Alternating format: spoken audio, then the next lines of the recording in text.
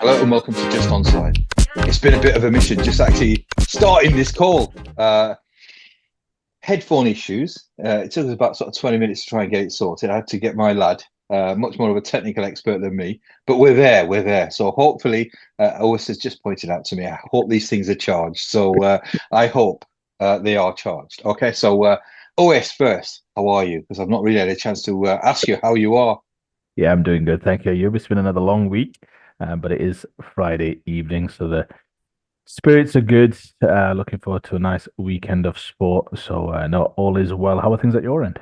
Same here. It's been a tough week, a long week, a week that it's I'm gonna have to sort of prepare myself rest because it's going to be another tough week next week. So, but it is what it is. It's a challenging time at this moment at work, but I am getting paid for it, so therefore I have no excuses. All right, okay, right.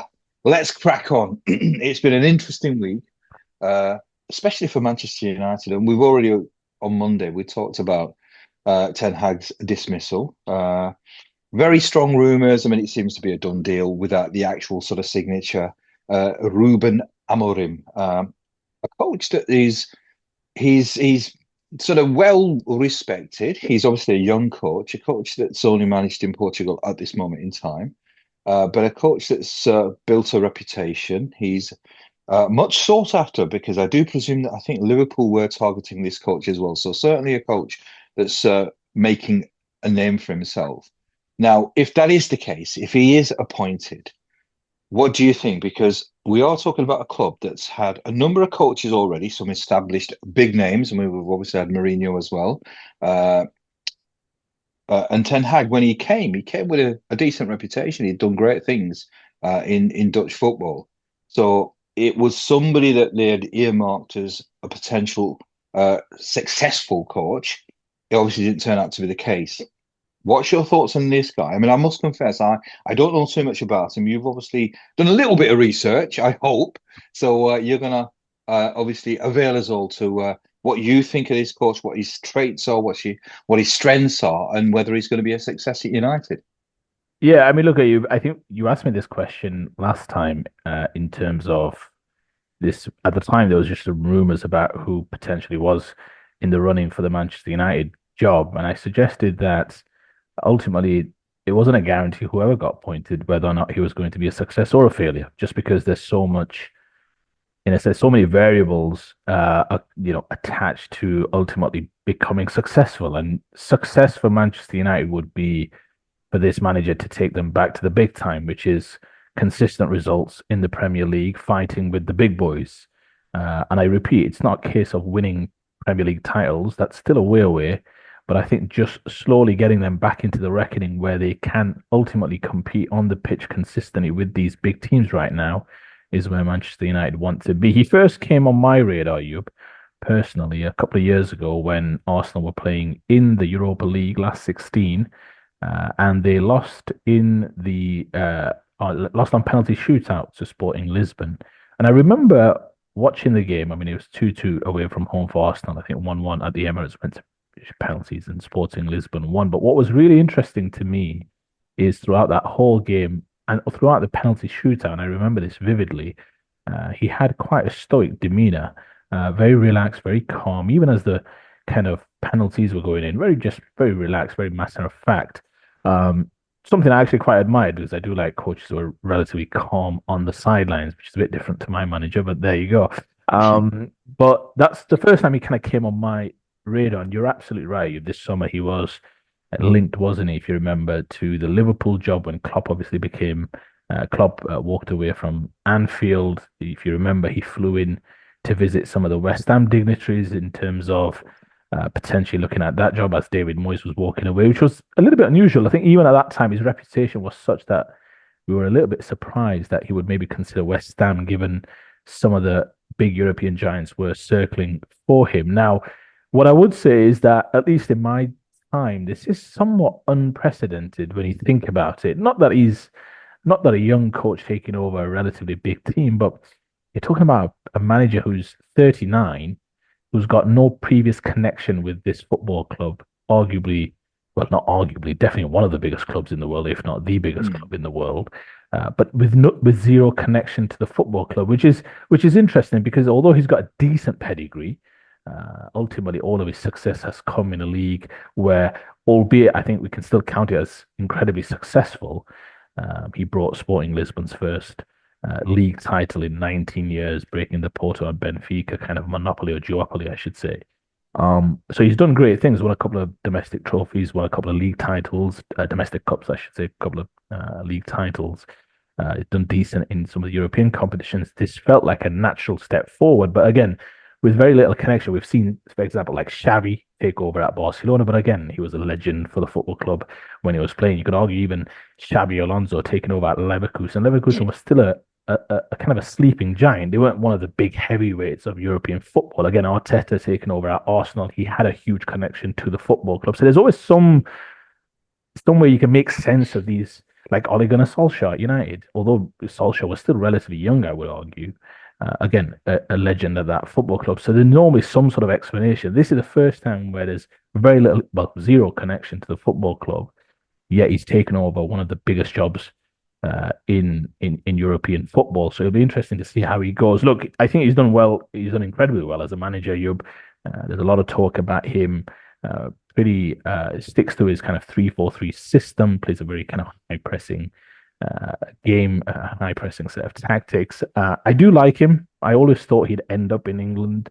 It was always interesting to see who he was going to end up at. There was some talk, you that Manchester City were considering him in the event of Pep Guardiola walking away. You'll know that with Hugo Viana, if you remember, he used to play for Newcastle. Now he's coming in as their sporting director for Manchester City, and he comes from Sporting Lisbon. So there was some talk that if Guardiola was to walk away, Ruben Amorim would have been perhaps one that Man City would have considered strongly. Maybe that did play some part in Manchester United's thinking in terms of trying to make this decision right now. Perhaps not. Let's see. Look, I think it's a good move. I think it's as good a move as can be. But what it means in the long term, we shall see. I just think there's so many. I think you alluded to it. You've been the last discussion we had. There's so many issues at Man United in terms of squad, player personnel. Do they have the system? Or do they have the players, I should say, if he is going to play this 3-4-3 system? Again, time will tell. I'm not saying yes, I'm not saying no. We shall see.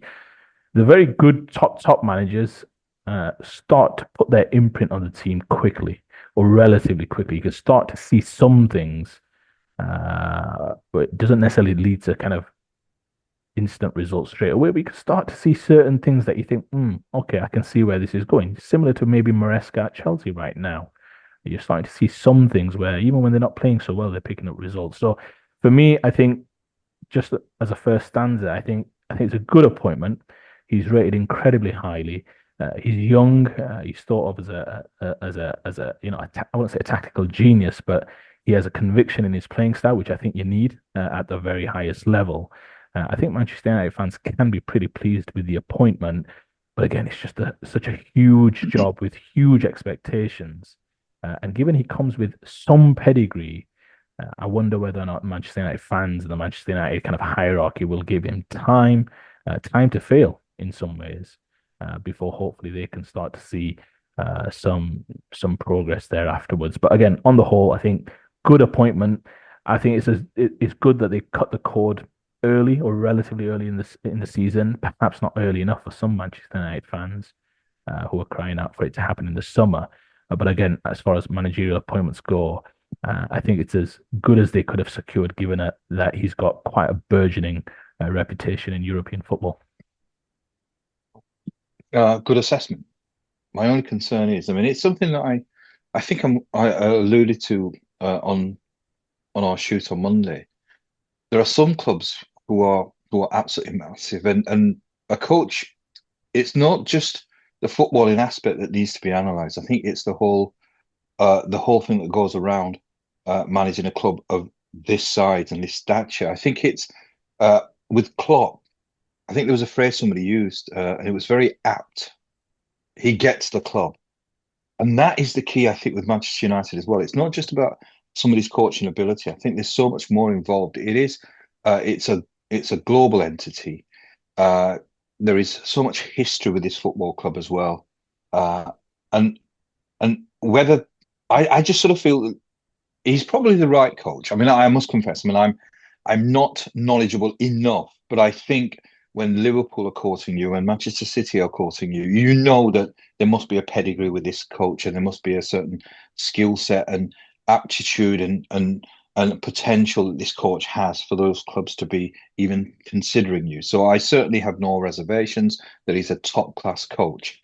My concern is that this club at the moment is not positioned well for somebody to come in and just concentrate on coaching. And that's where my concerns is. I would still, I mean, if I was anything to do with Manchester City in terms of decision making, I would say, yes, we have you. Let's get you in the summer. But what our objective now is to try and get the club in a position, it's exactly what I said, in a position where when he comes in, all he's focused on is coaching.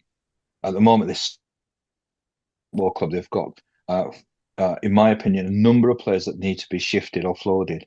Uh, he can't be coming in having to work out right who's staying, who's going. He doesn't need to be coming into a club where he needs to identify the characters. Now, maybe he can turn around and say, "Yeah, that's exactly what I want to do." But I just think there's considerable mess at Manchester United. I think I would like to see the club, and I mean Ratcliffe, and obviously those who are responsible for making those important decisions, to sort the club out, identify who needs to go, identify the characters who are stinking the joint out, which there must be. In saying that, I mean, just to sort of almost sort of contradict myself, uh, the performance against Leicester, albeit a very weak and poor Leicester side, was okay. I mean, they scored 5 goals. I mean, there were defensive frailties again, but it was okay. So I certainly think what I said on Monday still rings true for me. This is a write-off, so therefore you just let Van Nistelrooy continue. He is I mean, he's coached before, so he's not a complete novice. He knows the club to a certain extent. Uh, Let the club make the tough decisions in terms of who they get rid of, who they keep, maybe identify potential signings, but then let this new man come in the summer where all he's concentrating on is coaching, which is what he is supposed to be very good at. Well, I think from what I hear, I think just the latest news is that I think they should be able to get him much sooner. I think there was some talk over the last 24 hours about not being able to just kind of get it over the line to get him released early enough. But my understanding is that he will be available after a couple of games. I think they've paid a little bit extra just to get him out early because I think there was some notice period or something along those lines with Sporting Lisbon. So my understanding is that Van Nistelrooy, at least at the time of shooting, he'll remain in charge for the Chelsea game, which I think is on Sunday. And then I think there's an additional game in the cup, I believe. And I think thereafterwards, I think they play Ipswich, and I think at that time he will be back in charge. But I do hear you actually on the overall point that you're making, Ayub, about him coaching and being kind of left to coach. I think the idea of stabilizing that kind of technical stuff, let's say, and kind of that kind of director football roles and all the rest of it behind the scenes. I think you would think it would behoove them a little bit to kind of leave him to kind of coach and all the rest of it and focus on that. He's still a young coach.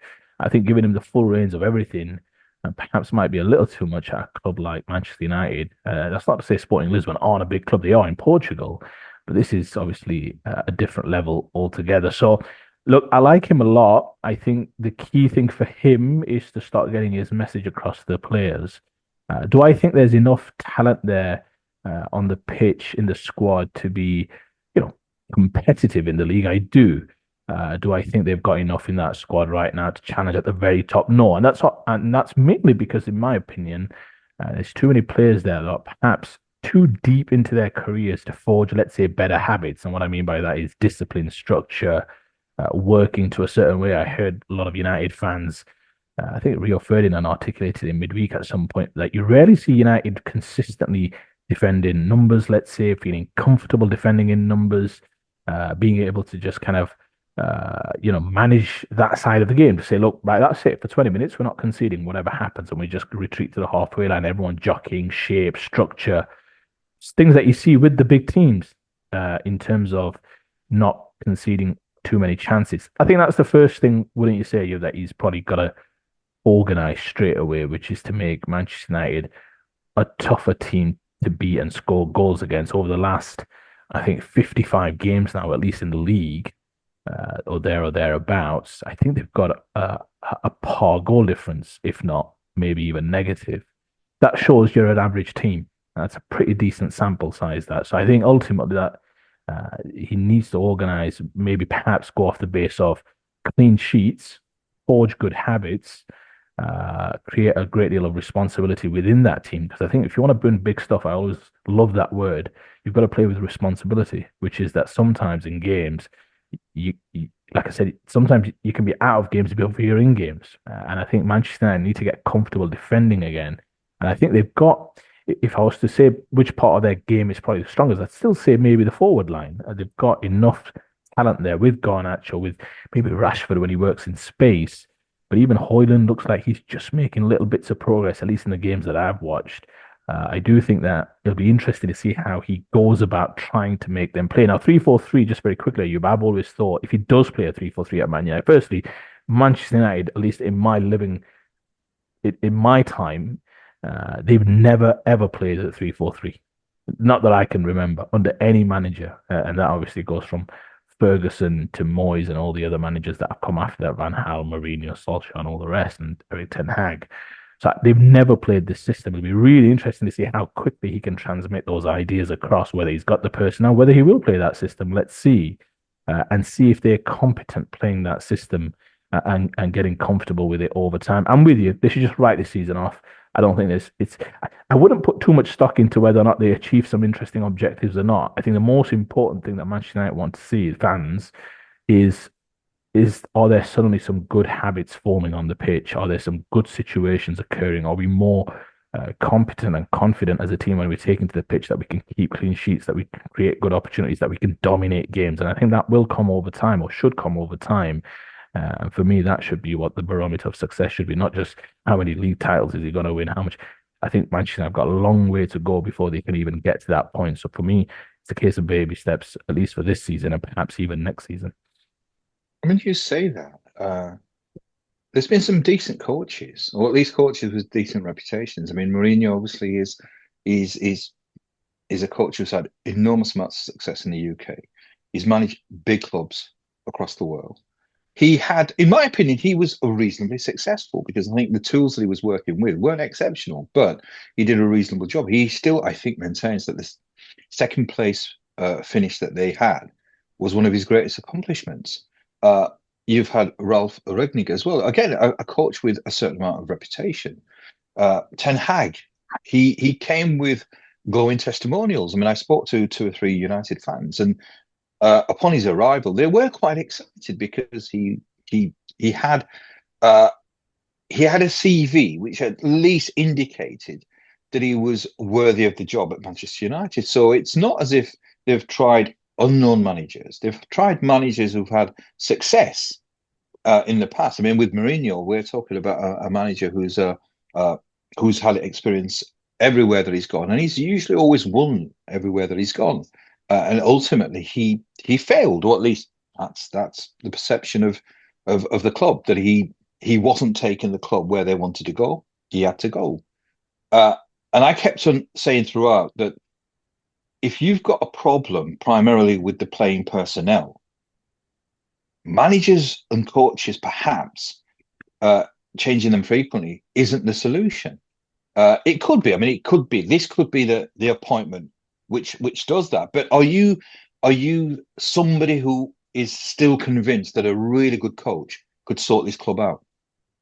Yeah, look, the only thing I would disagree with you there, Ayub, is I don't I think both are intertwined, aren't they? I mean, Manchester United have been flailing, let's say, for quite some time now. It's not a case of is it the players' fault or is it the manager's fault? Quite often, the players who've not performed on the pitch are some sort of direct correlation to also the coach. I mean, Erik Ten Hag for sure, you could say that. There's not too many players, at least in my opinion, that Ten Hag hasn't either brought to the club.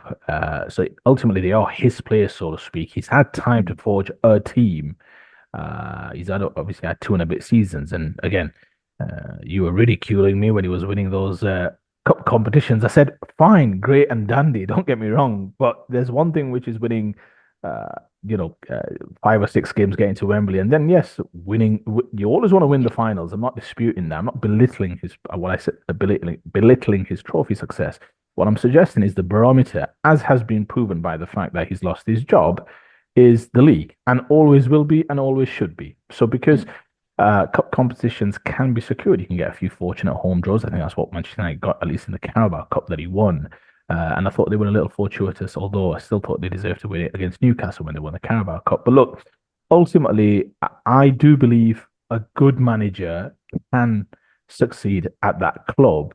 But he's going to have a lot of support. And what I mean by support is time, but he's going to have to show slowly with conviction in his style and belief and be able to translate that message onto the pitch.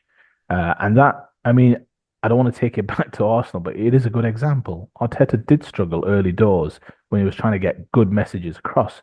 But if the rot and some of the malaise is as deep rooted as it was at Arsenal, you're not going to just turn that around in a quick time, are you, Ayub? So it takes time.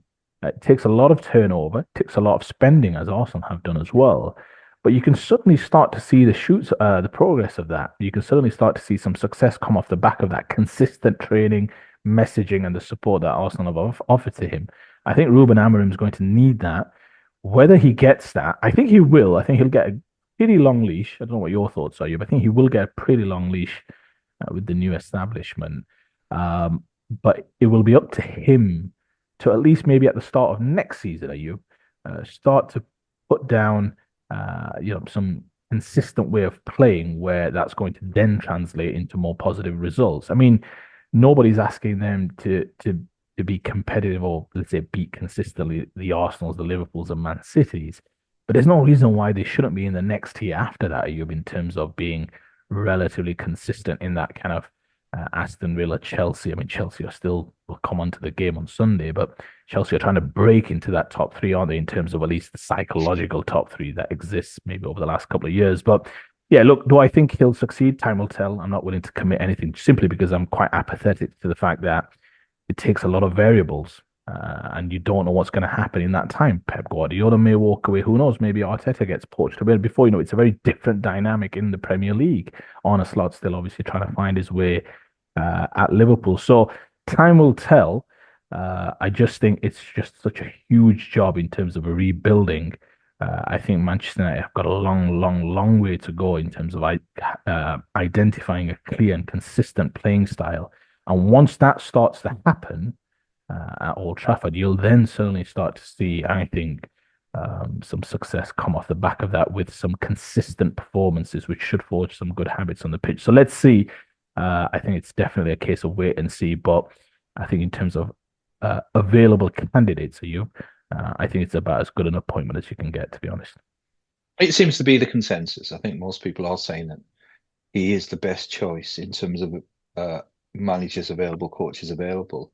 And it's going to be very interesting. I'm really curious to find out exactly how he assumes this responsibility, what he does. And I think, I mean, you talked about the Arsenal. The one thing that Arsenal fans kept on saying to me at the time when it was quite sticky, Arteta did not start with a great deal of success. But the phrase that was very commonly used was trust the process. And a number of the Arsenal fans, I mean, I'm not sure what your thoughts were, but there seemed to be some sort of plan. And it's come to fruition now, albeit you can turn around and say, well, or some critics may say, well, what have they actually won? But I think this time I'm going to say that's by the by, because I genuinely think that Arsenal are a damn good football side, and I think Arteta's done a fantastic job. But this is where perhaps it's going to be so important that the United fans will need to see something. It's almost like a gardener who's planting something where at least if you can see the seeds planted, you can anticipate and perhaps give time. I think the problems with the managers prior to this new incumbent was you never knew exactly what the plan was, what the strategy was. it was just you had one good performance, a couple of bad performances, one outstanding performance, and then maybe two or three ordinary performances. But you could never see what the plan was.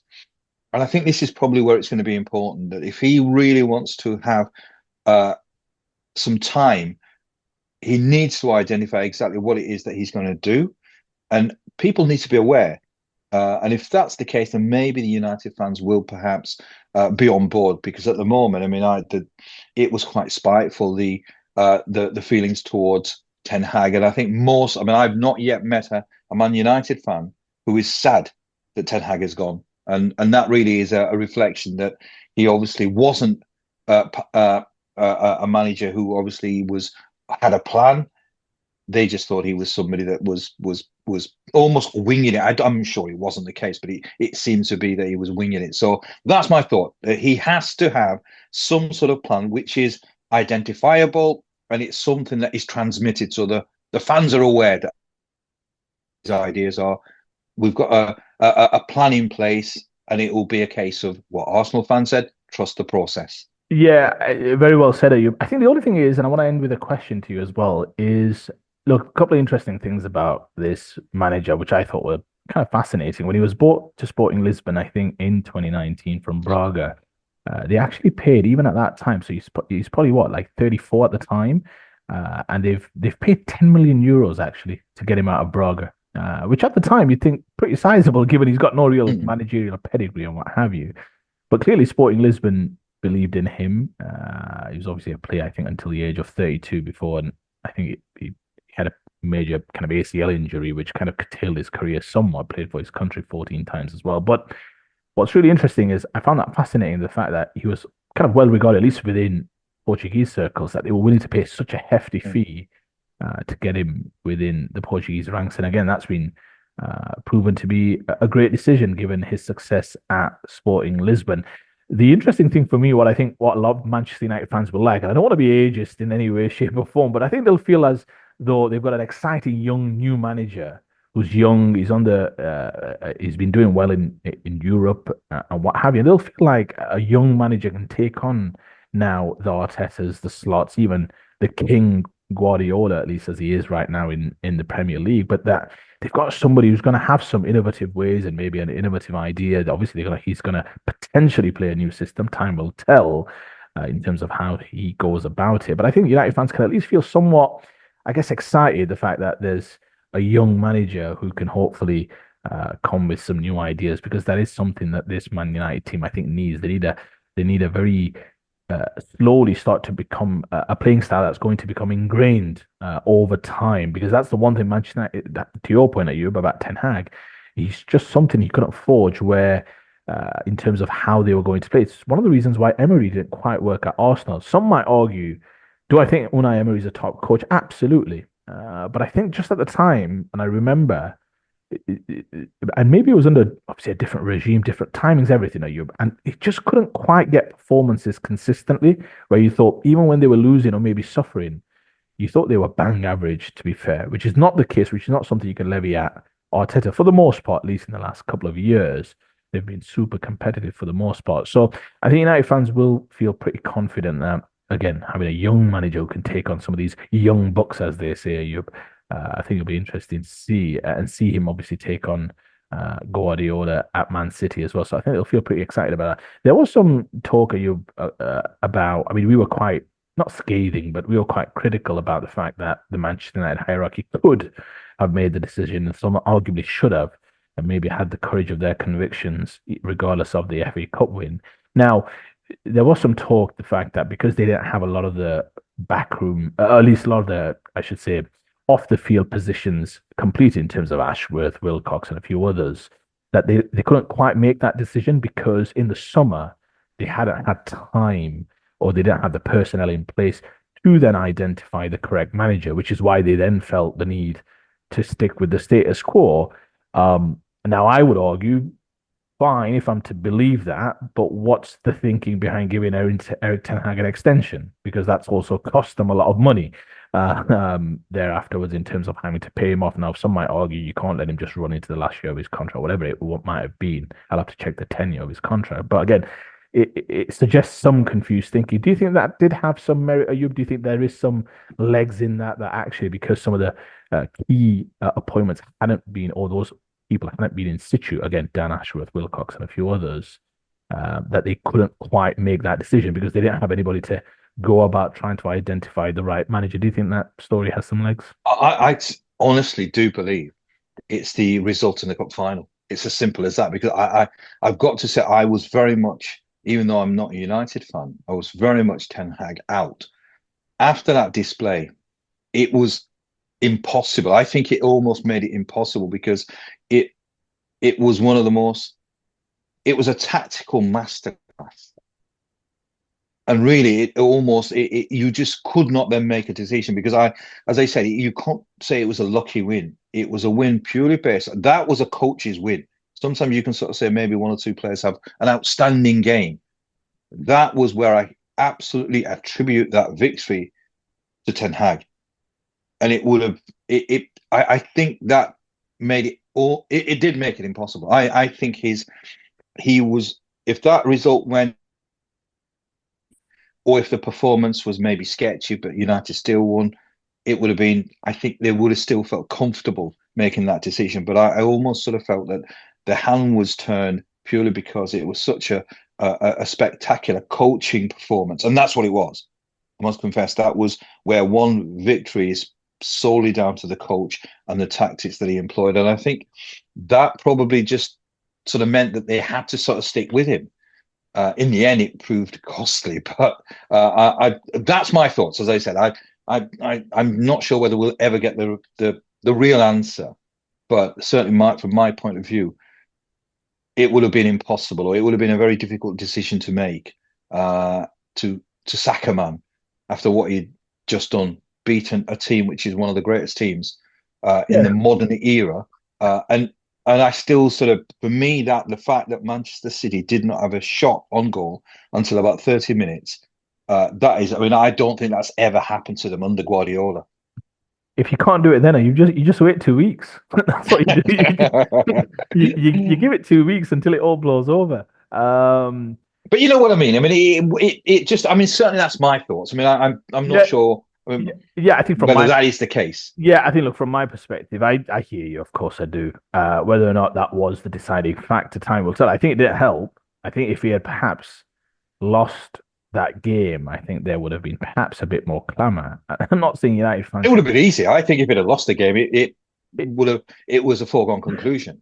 I mean, we were perhaps, all saying that it's his last game, but then he pulls out this performance. yeah. I mean, look, like I said, I don't know enough to suggest whether or not the fact that again some of those key people that weren't in charge at the time, because it took them a bit of time, right? Getting those people in. You remember the standoff that they had with Newcastle as well to get Dan Ashworth in and what have you.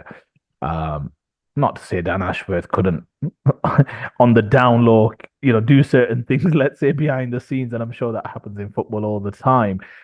Look, I'm with you. I'm not sure. I would have been okay with them moving on, and it's not a case of wanting somebody fired. It's not that. It's just I've been consistent.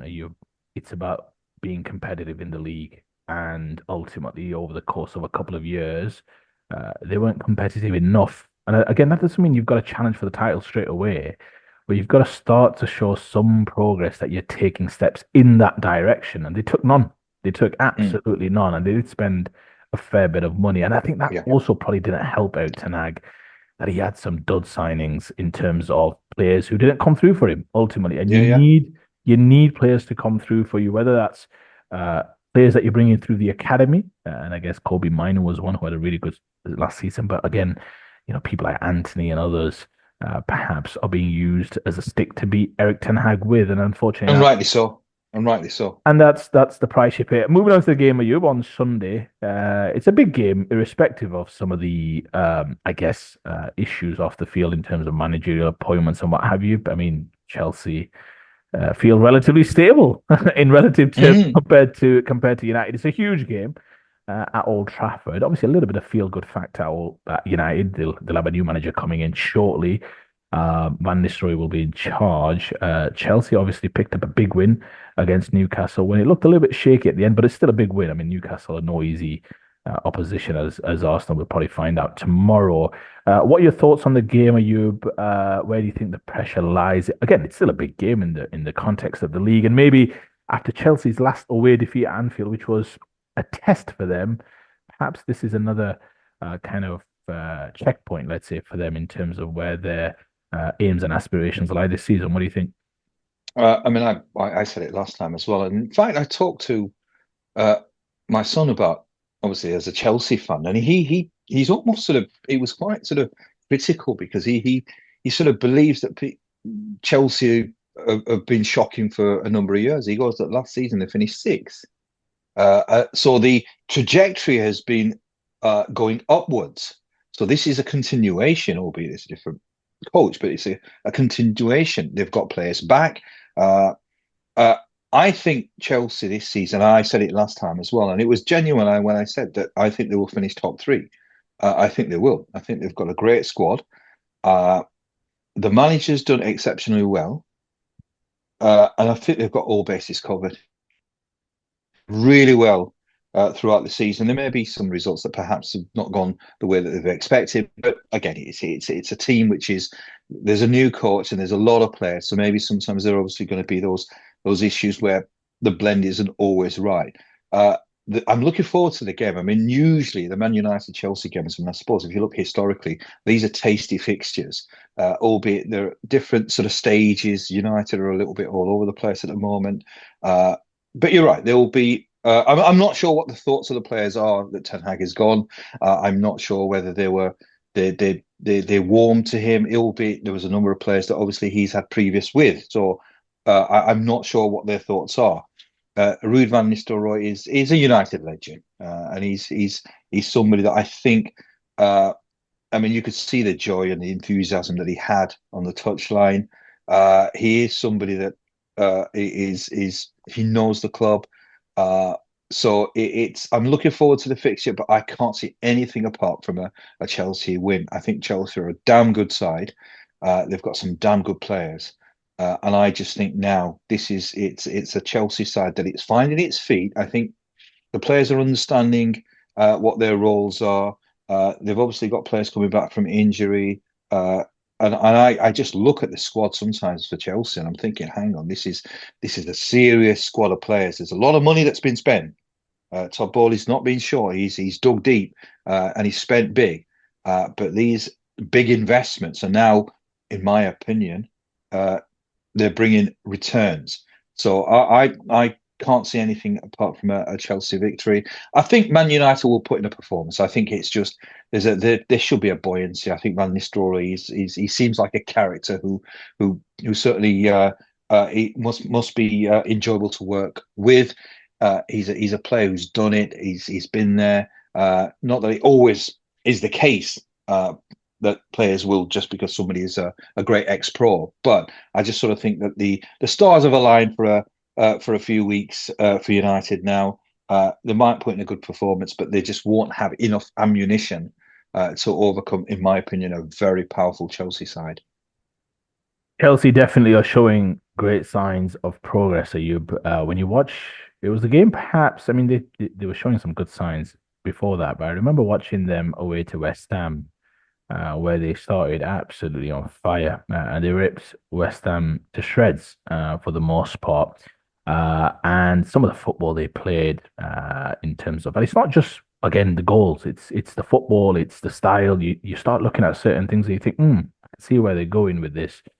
Now, I don't, like I said, I don't think it's a huge underdog story because ultimately, like to your point, they've spent lots and lots of money, and again, that's not a stick I'm using to beat them with. But I'm expecting them to slowly start to make progress because ultimately there are some quality players. I mean, you've got a central midfielder in terms of the base that they play with, as well as let's say the first sub, which is currently Fernandez, of worth about 265 million just in fees alone, or about 270 million, I should say, with Lavia, Fernandez, and Caicedo. I think right now they're kind of going with Caicedo and Lavia. It looks good. It looks dynamic. Lavia has obviously had a tough first season at Chelsea, pretty much ruined by injury.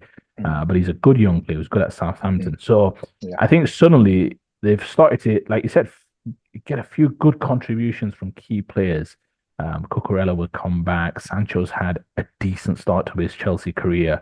And obviously, arguably, they've got the best player in the Premier League at this moment, who's got a bit of a free role, hasn't he, Ayub? So I think him and Jackson are suddenly starting to put some semblance of some sort of chemistry. They are developing, and obviously they've got Neto off the bench or get some starts here and there. I mean, they normally play kind of Palmer just ahead of the midfield, giving him a bit of a free role. So look, ultimately, there's some patterns developing. There's some good habits developing. I think there's some relationships forming over time, which you get when you play a similar team, when you play the same team. I mean, I could tell you right now, the 11 that Mikel Arteta wants to play right now. Raya, White, Gabriel, Saliba, Timber. In the middle, he wants to play Marino, Rice, Odegaard. Up front, he wants to play Saka, Havertz, probably Martinelli. That's the 11 he wants to Mm. play more times than not.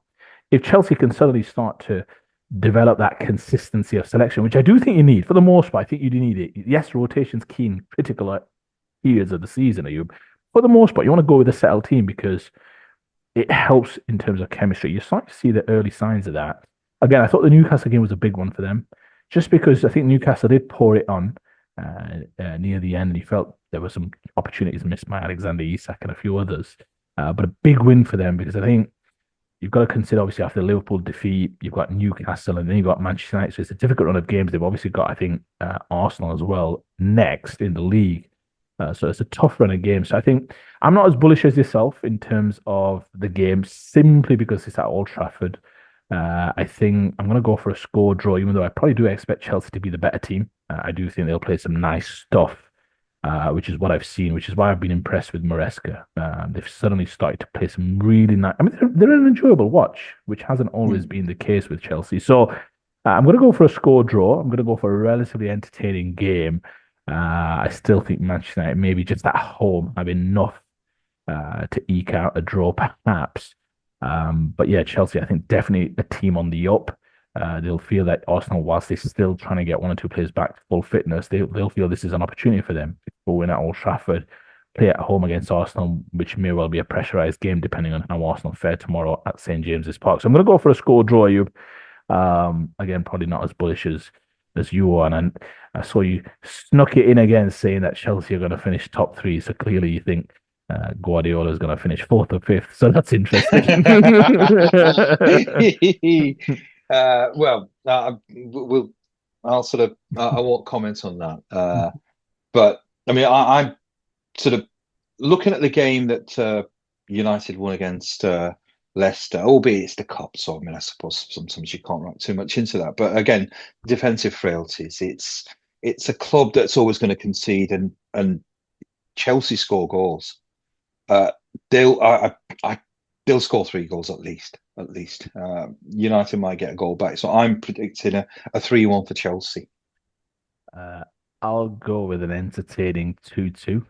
Oh, Uh, 2 goals. Mm. the one player that I have not I want to say impressed with, but when he came over to Chelsea, Nicholas Jackson, obviously they bought him in the same, I think, off season as Nkunku.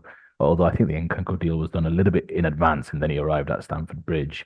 And I just remember he was the less heralded striker. Nkunku was all the rage. You felt he was going to do so well. Nkunku had forged a great partnership. I think it was with Szoboszlai at their previous club.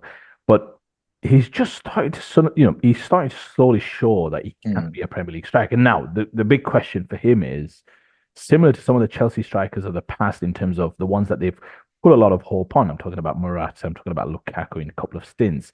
This kind of young striker where you think just looking for that poise in front of goal. Now he's shown it a couple of times where you thought, very nice. You saw it against Liverpool, you saw it against West Ham and a few other games as well. Even he took I mean, you could argue it was a simple tapping against Newcastle, but he kept his composure to slot it in. But there are still occasions where you think he's still going through those growing pains as a young striker. So I'm very interested to see him again play another big game. I do think he's got the makings of a very good striker. Probably still a little bit raw, but Chelsea, yeah, definitely a big test for them, and one that I think they will welcome, to be honest with you, because, like you said, they're a very attractive team to watch. Really Mm. enjoy watching them, which wasn't always the case. And just on the point of Jackson, I'm sure I had a chat with my son, and he was commenting on Jackson. He said, "Well, everybody sort of thinks he's still sort of finding his feet. He scored, I think, I'm not sure what how many goals he scored last season, but I think 15, 16. So it's not a. I he's not somebody who's finding his feet. He's found his feet. And I think he did it sort of towards parts of last season. So I think I won't sort of say he's the finished article because maybe it takes maybe a couple of seasons to prove that you're a finished article. But I certainly don't think he's somebody who's still developing. I think he's somebody who's full of confidence. And it's a side with a number of players who are brimming with confidence. And obviously, the player that I'm going to mention that I've not mentioned thus far is Cole Palmer. I mean, what a star! This is a world class star. I mean, he is just it's it looks. I mean, I'm not sure what Pep Guardiola's thoughts are now. I mean, at the time, obviously, he felt that he just couldn't give him the game time that he wanted. But really, I mean, this is gold dust. This is a player that knew how talented this kid was going to be. He's just an absolute. I mean, I, I would. It was bought for 40 million. I think you can add 100 to that, and he still will be good value because he just has everything that you need. I think he's full of confidence. He's got all the tricks that you need, and he knows where the onion bag is. Yeah, I think you're absolutely right. I think the fascinating thing for Cole Palmer now is his reputation has probably just elevated to that level where you suddenly start to think about his international career. That's credit to him in terms of his consistency. It shows that ultimately a player who had the courage of his convictions to force through a move to out of his, a club that he'd come through in Manchester City, probably very settled, very happy, but still at a very young age wanting to leave to force first team action. I'm not saying it's one Guardiola regrets. I think that's probably way too strong. I think Guardiola's who's quite kind of not I want to say apathetic, but he's quite comfortable. If you want to leave, then I think he's not wanted necessarily kind of force you to stay. Now you may argue, could he have stuck around and forced his way through that Manchester City team? But the fact is, he believed in himself, he bet on Mm, himself, yeah, and very quickly turned himself into, to your point, Ayub, one of the hottest young properties in Europe. So that's huge credit to him. Obviously, his goal contributions is incredible in terms of the statistics.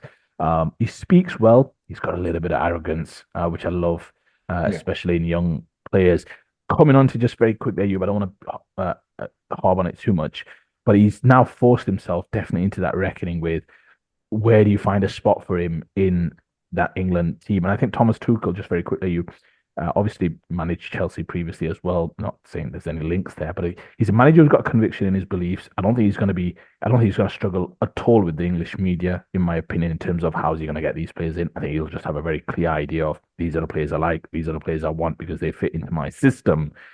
You just wonder whether or not now how's he going to start getting Palmer into that team? I'm not saying Palmer has to play, but you would think that he's going to try and create a system which probably is going to leave at least one superstar out. And I say superstar, some already believe that could well be Bellingham or Bellingham could go deeper.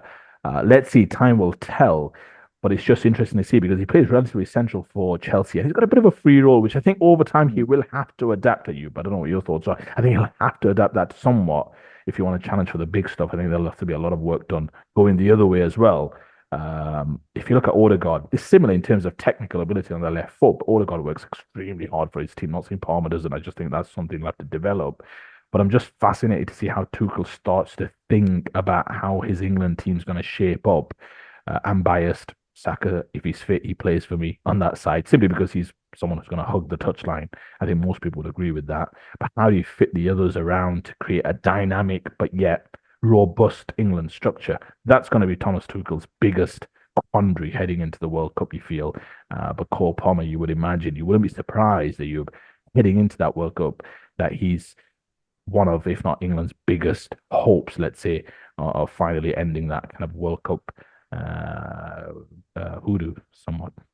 Yeah, absolutely. I think if you're picking an England team, especially if you want to pick the best team, he has to be in. I don't care who else and what other positions that maybe there may be clashes. I think he's good enough to play in a multiple attacking roles, and I think he's just outstanding. To me, he should be one of the first names penciled in. After Saka, He's after abs Saka. no chance. Absolutely. I mean, Saka is outstanding. I mean, this is we've talked about England before, an array of riches. And it just is. I mean, I think Tuchel must be absolutely licking his lips at the prospect of having so. I mean, these are the problems that you want. These are the problems that you want because you look at the players and you're going to think, well, hang on, how the hell can I not include this guy in? If I included him, I'm going to have to leave this guy out. Palmer to me it should be a statement. I think Palmer starts, especially for any big game, because I think you need to have, and I think you talked about a little bit of arrogance. It's perfect. That's what you want. And I love the fact that he did do that. He pushed for a move, and it was purely based on that confidence. I'm good enough to be playing. Uh, and he could have hung around. I mean, at the end of the day, it's Manchester City. They looked after him financially, so he had no issues. I'm sure Guardiola would have said to him, "Look, I'm going to incorporate you in eventually." But he was so convinced that he is good enough now. He needs to be playing now. If City can't give him the game time, he's going. And I like that. I like that attitude, that sort of confidence in your own ability, and he's proving. He's proving it. Yeah, I would agree with you. Just to finish off, Ayub, you mentioned there that these are good problems to have to be blessed with such an array of talent. Another team blessed with a great array of talent is Leeds, as you always keep reminded. As you maybe perhaps not perhaps not quite to the level of what England enjoy, but still on a relative to the Championship, you always tell me that this is the best squad in the Championship, as always you emphasize. Who are you playing this weekend? Because I don't have the foggiest. How's it looking, sellers? It's I can't wait. We're welcoming Wazza himself to Ellen Road. So it's going to be fun and games. Not sure exactly what's happening with Plymouth. I mean, they had a fantastic. Well, I say a fantastic result. It's a classic game of two halves. Losing 3-0 to Preston, and then they sort of pulled it back. They could have actually won the game in the dying embers. So it's a slightly unpredictable Plymouth, a bit like Wazza himself at this moment in time. But it should be a foregone conclusion. I mean, in my opinion, we're joint second, but that's not good enough. That is not good enough at all. 6 wins out of 12, unacceptable for me in the championship. I'm not even going to say it, arguably, it is the best squad. End of. Fortunately, you've got a good manager, so I think you'll It's a good you'll job go. you're in Dubai. I think you'll go a long way this year. A long way. You'll just sneak into third, and we know what that means. Yeah, So look, listen, I don't even want to talk about and contemplate another. If we're finishing third, as I said, I will somehow, I don't know, I'll burn Allen Road down. There's no way. I don't want to. I don't want any playoff games at all. It's like either finish top two or forget it. So it's going to be. I mean, it should be a win. There's no question it should be a win because Plymouth don't travel well, and it's very inconsistent their form. Even though we've got some injuries, we've still got enough quality to be able to beat Plymouth. And I hope on Monday there is the only result that happened was a Leeds victory because if it's either a draw or God forbid Plymouth have won, I will not be responsible for the content of the show that we do on Monday.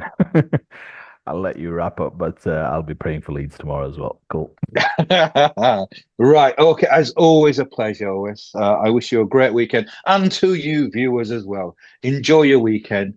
Whatever you're doing, make sure that you have fun, you stay safe, and we'll catch up pretty soon on Monday. See you later.